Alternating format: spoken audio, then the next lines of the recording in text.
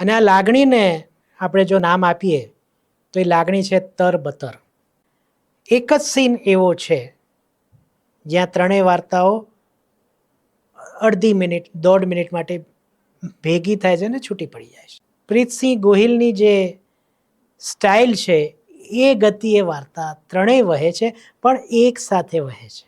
જે ચુડાસમા દંપતીની વાત છે એમાં એવું લાગે કે આ લોકોને ક્યારે દુઃખમાંથી બહાર આવશે, કારણ કે એક સાથે દુઃખ દુઃખ દુઃખ ને દુઃખ જ છે. ક્યાંક સેટલ થાય ત્યાં થોડીક પાછી તકલીફ આવીને ઊભી રહી જાય.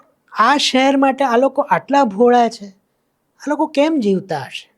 પણ એ લોકો જીવે છે. મૈથિલી છે એ બોલ્ડ છે, એના પિતાના ભૂતકાળને સ્વીકારે છે.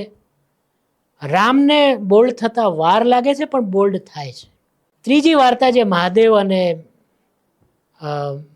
એમના પુત્ર સૂર્યાની છે. ઉત્તર દક્ષિણ હોય તોય તમારે ભેગા થવું જ પડે. તો અહીંયા ઉત્તર દક્ષિણ છે પણ ભેગા થવું પડે છે, પણ એ એમનેમ તો થતા નથી. પ્રીતસિંહ ગોહિલની છાપ આખી મૂવીમાં છે. એટલે ક્યાંક સુખ ક્યાંક દુઃખ, ક્યાંક થોડા થોડા હાસ્યના છાંટા. બીજીએમ સરસ છે, જ્યાં જરૂર હોય ત્યાં જ આવે છે. બાકી મૌનના પડઘા સંભળાય તમને. તો આમાં મને સતત એવું લાગ્યું કે નાનખટાઈનો જે હલકો પીળો રંગ છે ને એ અહીંયા બધે જ છે. મિત્ર ગઢવી અને દીક્ષા જોશી એકબીજાના પૂરક લાગે છે. બંને જણા ખૂબ ઇમોશન્સ દેખાડે છે. લોઅર મિડલ ક્લાસના સપના અદ્ભુત રીતના બહાર લાવે છે. ઈશા અને તત્સત મુનશીમાં બંનેની એક્ટિંગ જબરદસ્ત છે, જબરદસ્ત છે. એક દ્રશ્ય છે જેમાં ઈશા અને તત્સત બે સામસામે આવું 2-3 વાર કરે છે.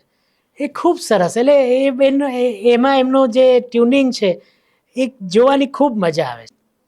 મયુર અને હિતેનભાઈ, મયુર કોમ્પ્લિમેન્ટ કરે છે અને હિતેનભાઈને, અને હિતેનભાઈ મયુરને કોમ્પ્લિમેન્ટ કરે છે. આ બંનેના પાત્રો એવા છે.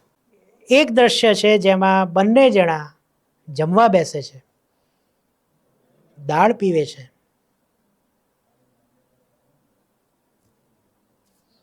બસ આ મૂવીની આ હાઇલાઇટ હશે.